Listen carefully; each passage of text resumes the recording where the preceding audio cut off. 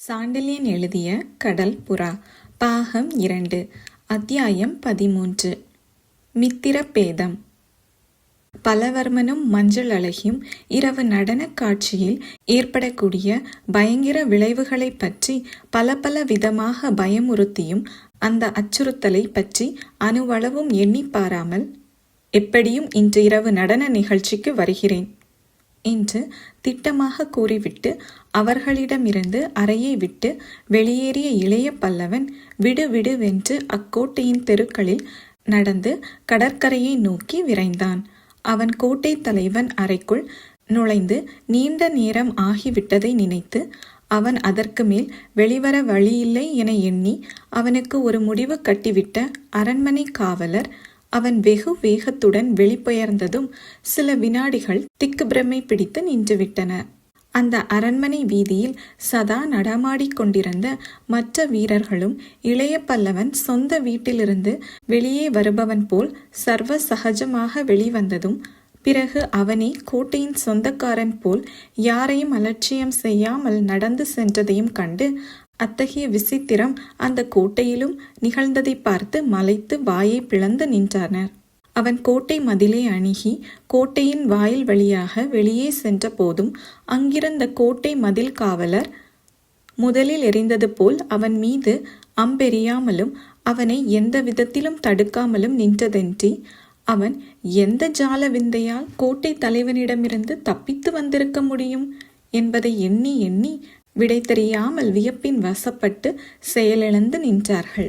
கோட்டை வாயிலை கடந்து அவன் கடற்கரை மணலில் பிரவேசித்த பொழுது சூரியன் உச்சிக்கு ஏறி காலையிலிருந்த உஷ்ணத்தை விட பன்மடங்கு அதிக உஷ்ணத்தை எங்கும் வீசி கொண்டிருந்தும் அந்த உஷ்ணத்தை சட்டை செய்யாத கடற்கரை வாசிகள் மீண்டும் குடிசையிலிருந்து அவனை நோக்கி ஓடி வந்து சூழ்ந்து கொண்டார்கள். யவனர், அரேபியர், சீனர், தமிழர் என பலவித பிரிவுகளுடைய அந்த கூட்டம் அவன் கடற்கரையில் காலையில் கால் வைத்த பொழுது அவனை தீவிர விரோதத்துடன் சந்தித்ததென்றால் அந்த உச்சி நேரத்தில் மிகுந்த சந்துஷ்டியுடனும் குதூகலத்துடனும் சந்தித்து பெரும் மகிழ்ச்சி கூச்சலை இட்டது. கலிங்கத்தின் தங்க கப்பலை கொள்ளையடிக்கலாம் என அவன் காலையில் ஆசை காட்டியதை அந்த மாலுமிகள் மறக்கவில்லை. அவர்கள் மனைவிமார்களைப் போல் அவர்களுடன் வாழ்ந்து வந்த மற்ற பலதரப்பட்ட பெண்களும் அந்த கொள்ளையில் தங்களுக்கு கிடைக்கக்கூடிய ஆடை ஆபரணங்களை நினைத்து பெரும் கும்மாளமிட்டார்கள். இளைய பல்லவனிடம் நம்பிக்கையும் அந்த கூட்டத்திற்கு பெரிதும் வலுத்திருந்தது. விஷாம்பு மார்பில் பாய்ந்தும் மாளாத அவனிடம் ஏதோ ஒரு தெய்வீக சக்தி நிச்சயம் இருக்கிறது என்பதை நினைத்தது அந்த கூட்டம். அவன் கோட்டை தலைவன் மாளிகையிலிருந்து வெளிவந்ததை பிரமிக்கத்தக்க ஒரு விஷயமாக மதிக்கவே இல்லை. விஷாம்பு தைக்க முடியாத மார்பை உடையவனை யாரும் கொல்ல முடியாது என்ற தீர்மானத்துடன் அந்த மாலுமிகள் கூட்டமும் மாதர் கூட்டமும் அவனை சுற்றி வளைத்து பல கேள்விகளை கேட்டார்கள். கோட்டை தலைவன் என்ன சொன்னார் என்று சிலர் கேட்டார்கள். நீங்க இங்கு தங்குவது நிச்சயம்தானே என்று மற்றும் சிலர் கேட்டார்கள். கலிங்கத்து கப்பல் எப்பொழுது வரும், எந்த திசையிலிருந்து வரும் என்று இன்னும் சிலர் கேட்டார்கள். அதில் காஷ்மீரத்து பட்டு இருக்குமா, தமிழகத்து காசு மாலை இருக்குமா? இப்படி இரு பெண்கள் கேட்டார்கள். அவரவர்களுக்கு தேவையானதை அவரவர்கள் கேட்டார்கள்.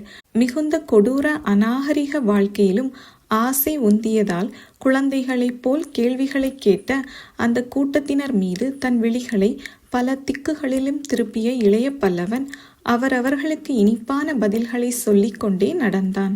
நான் உங்களை விட்டு எங்கும் செல்ல போவதில்லை. கலிங்கத்தின் கப்பல் சீக்கிரம் வரும்.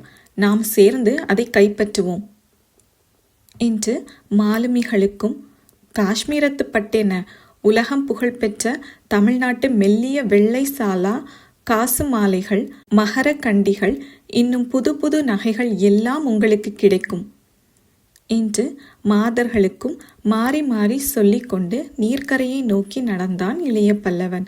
அவன் சொற்களை கேட்டுக்கொண்டே அவனை சூழ்ந்தும் தொடர்ந்தும் வந்த அந்த கடற்கரை மாலுமிகள் கூட்டத்தை நீர்க்கரையை அடைந்ததும் அங்கிருந்த தனது படகில் ஏறும் முன்பு திரும்பி பார்த்த இளைய பல்லவன் சில வினாடிகள் மௌனமாக நின்றான். நீர்க்கரையை அடைந்ததும் அவன் சற்றென்று நின்றதும் படகில் ஏறாமல் தங்களை நோக்கி திரும்பியதையும் கவனித்த மாலுமி கூட்டம் அவன் ஏதோ சொல்ல முயல்கிறான் என்பதை கண்டதும் சட்டென்று கூச்சலை அடக்கி கொண்டது. இளைய பல்லவனின் காந்த கண்கள் அந்த கூட்டத்தை நன்றாக ஊடுருவி பார்த்தன. அந்த பார்வையால் ஸ்தம்பித்து விட்ட கூட்டத்தை நோக்கி அவன் இதழ்களிலிருந்து திடமான வார்த்தைகள் உதிர்த்தன. நீங்கள் சிறந்த மாலுமிகள் என்பதை புரிந்து கொண்டேன் என்று தொடங்கினான் இளைய பல்லவன். அந்த கூட்டத்தில் இருந்து அதற்கு பதில் ஏதும் வரவில்லை. அவன் மேற்கொண்டு என்ன சொல்ல போகிறான் என்பதை எதிர்பார்த்து நின்றார்கள் அந்த மாலுமிகள். இளைய பல்லவன் வார்த்தைகள் இரும்பை கொண்டு இரும்பில் அடித்தால் ஏற்படக்கூடிய தொனியுடனும் உறுதியுடனும் மீண்டும் கிளம்பின. உங்களை வீணாக புகழவோ உங்கள் தயவை சம்பாதிக்கவோ நான் இதை சொல்லவில்லை. யார் தயவும் எனக்கு தேவையில்லை. நான் அஹுதாவின் உபத்தலைவன். என்னுடைய தாரைகள் ஊதப்பட்டதிலிருந்தே அதை நீங்கள் புரிந்து கொண்டிருப்பீர்கள் என்றான் இளைய பல்லவன். இந்த வார்த்தைகளை கேட்டதும் அந்த கூட்டத்தில் சிறிது சலசலப்பு ஏற்பட்டது. சிலர் பயத்தால் நடுங்கவும் செய்தார்கள்.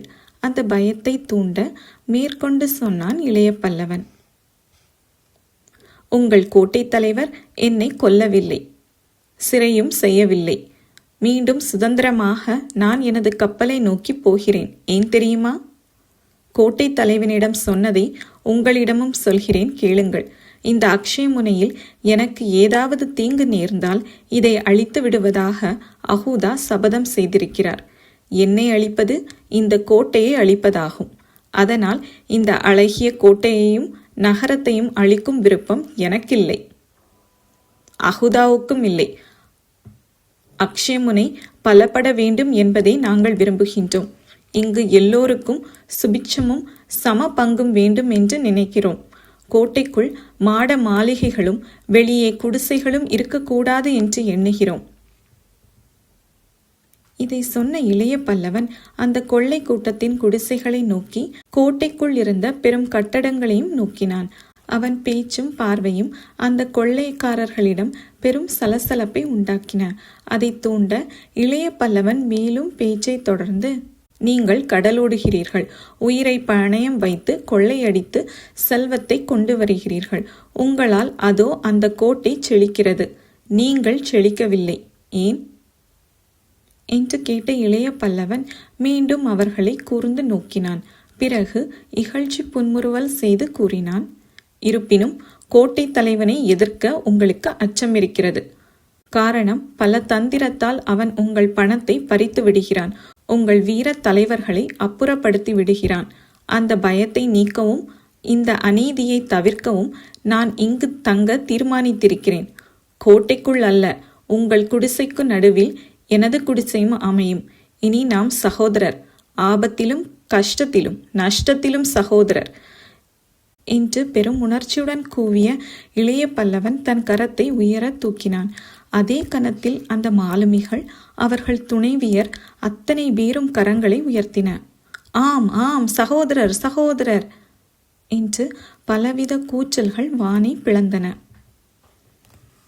அத்துடன் படகில் ஏற முற்பட்ட இளைய பல்லவன் கடைசியாக அவர்களை நோக்கி சொன்னான், இரவு நடன நிகழ்ச்சிக்கு நானும் வருகிறேன்.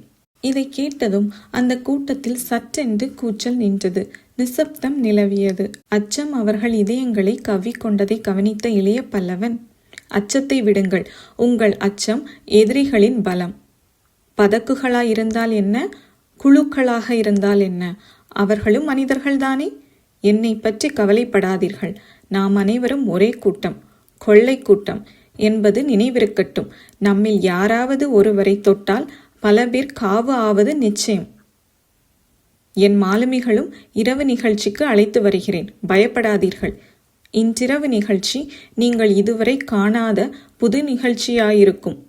புது சகாப்தம் ஒன்று இன்று இரவு அக்ஷயமுனையில் உதயமாகும் என்று சீரிய குரலில் கூறிவிட்டு படகில் ஏறினான் இளைய பல்லவன். படகோட்டிகள் துடுப்புகளை துளாவினார்கள்.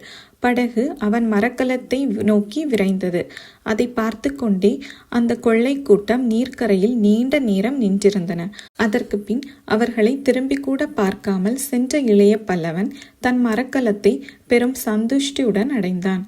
அன்றைய நிகழ்ச்சிகள் அவனுக்கு பெரும் ஆறுதல் அளித்தன.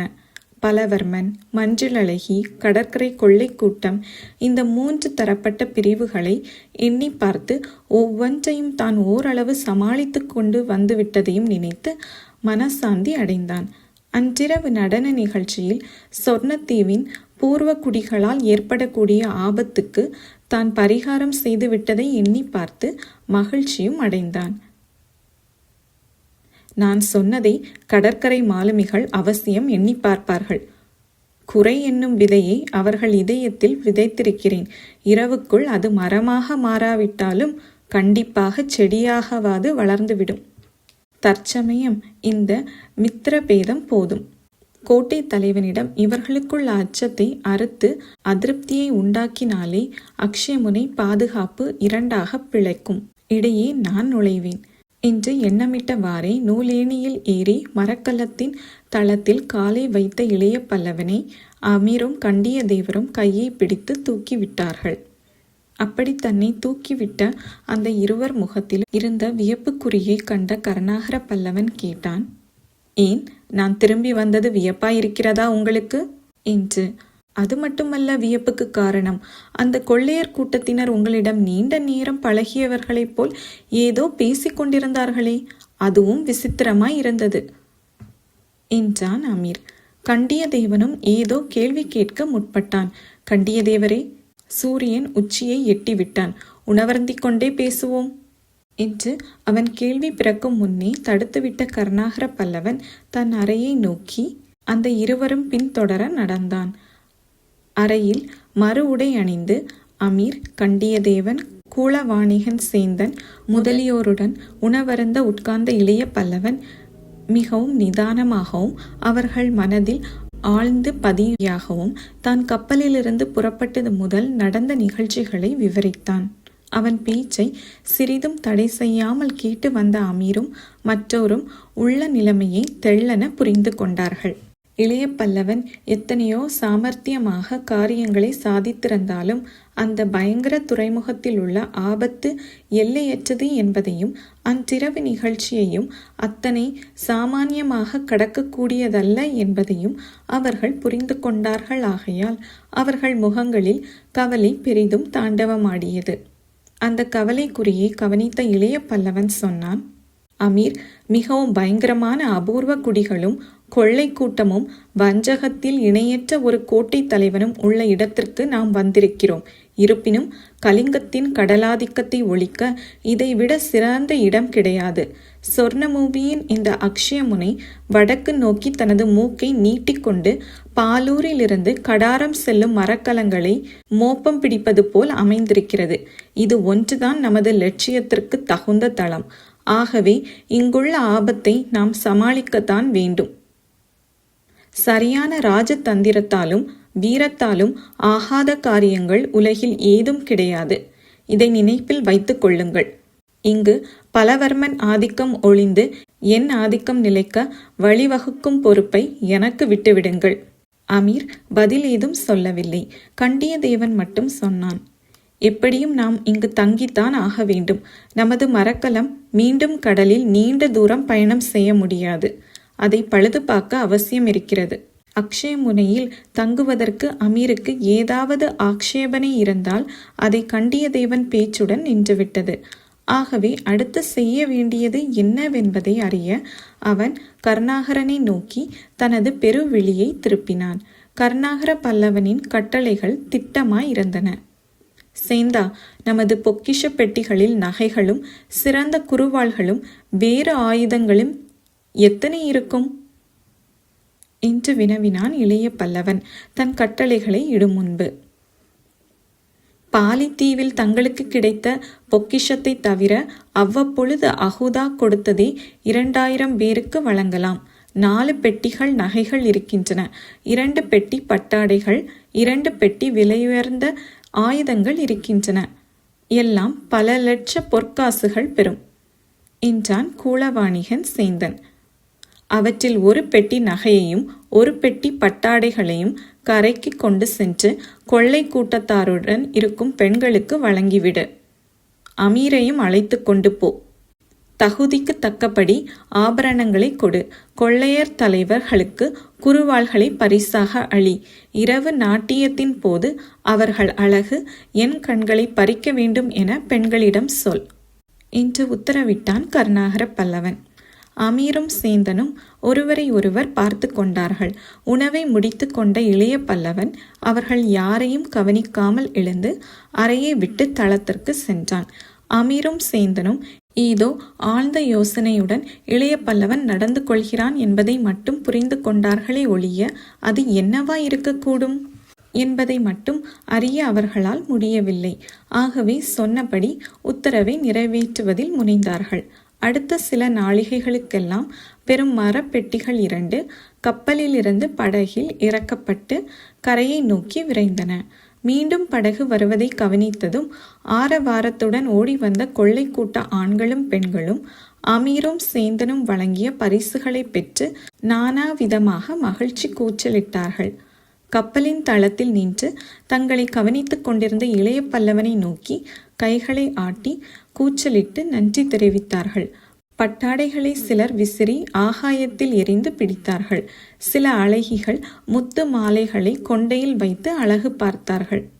கடற்கரையில் சூரியனின் மிதமிஞ்சிய வெப்பத்திலும் மகிழ்ச்சி வெள்ளம் கரை புரண்டு ஓடிக்கொண்டிருந்தது.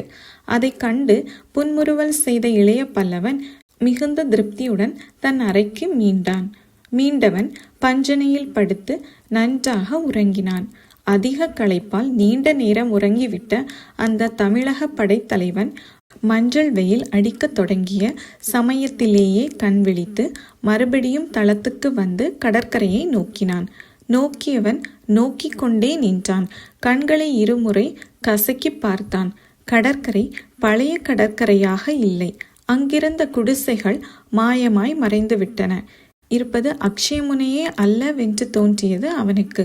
பிரமிப்பு அவன் முகத்தில் மேலும் மேலும் படர்ந்தது.